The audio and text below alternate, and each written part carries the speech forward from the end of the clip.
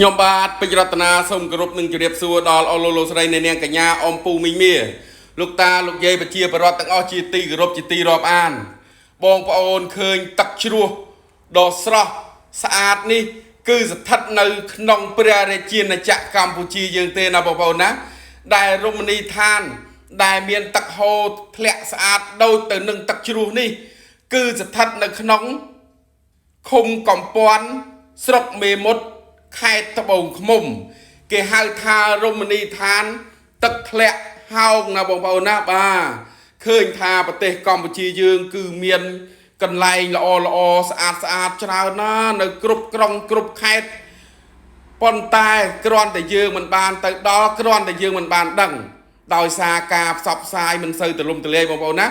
ដោយរមណីយដ្ឋានហោងនេះរូបថតដែលខ្ញុំថតហ្នឹងគឺមានលអាងថ្មរូងថ្មចូលទៅក្នុងទៀតបងប្អូនបាទអំបញ្ញមិញហ្នឹងហើយមានទាំងវល្លិពាត់ពេលមើលទៅគេហៅថាអស្ចារ្យណាបងប្អូនណានេះគឺជារមណីយដ្ឋានទឹកធ្លាក់ហោងគឺជារមណីយដ្ឋានបែបធម្មជាតិបងប្អូនអត់មានកែច្នៃទេគឺទឹកហូរធ្លាក់មកគឺមើលទៅដូចទៅនឹងទឹកជ្រោះតែម្ដងណាបងប្អូនណាគ្រាន់តែទឹកធ្លាក់នេះអត់ខ្ពស់ប្រហែលទេបងប្អូនកម្ពស់ប្រហែលជា9ទៅ10ឬ11 12ម៉ែត្រប៉ុណ្ណោះបងប្អូនណាអត់ខ្ពស់ខ្លាំងប្រហែលទេបងប្អូនទឹកធ្លាក់នេះបងប្អូនហើយបងប្អូនត្រូវប្រយ័ត្នគេហៅមរឿមព្រះនេះសបោណាបងប្អូននៅទីនោះបងប្អូនដើរត្រូវប្រយ័ត្នហើយធំបងប្អូនប៉ុនកូនដៃបាទហើយវល្លិពាត់នេះខ្ញុំបាទសូមជម្រាបជូនអ្នកខ្លះគេហៅវល្លិនេះវល្លិនោះតែស្រុកខ្លះខ្ញុំអធិស្ឋានបងប្អូនស្គាល់ជួយខមមិនផងបងប្អូនណាហើយខ្ញុំហៅវល្លិចិនដាស្វាបងប្អូនបាទខ្ញុំស្គាល់ថាជាវល្លិចិនដាស្វាអញ្ចឹងបើសិនខុសសូមបងប្អូនជួយប្រាប់ផងហើយទឹកធ្លាក់នៅហោងនេះថ្ងៃខ្ញុំទៅគឺត្រូវនៅថ្ងៃបុណ្យអុំទូកថ្ងៃទី3ណាបងប្អូនណាខែ11 2025យើងនេះទេថ្មីនឹងទេ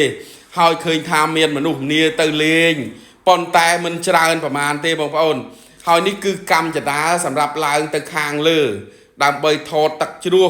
ឬមួយក៏ទឹកធ្លាក់ហ្នឹងពីចំណុចលើមកវិញបែរមកក្រោមបងប្អូនណាគឺមានចម្ដាពាត់ពេលមើលទៅគេហៅថាសំសួរណាបងប្អូនហើយអញ្ចឹងប្រទេសកម្ពុជាយើងកន្លែងល្អមិនខ្វះទេបងប្អូន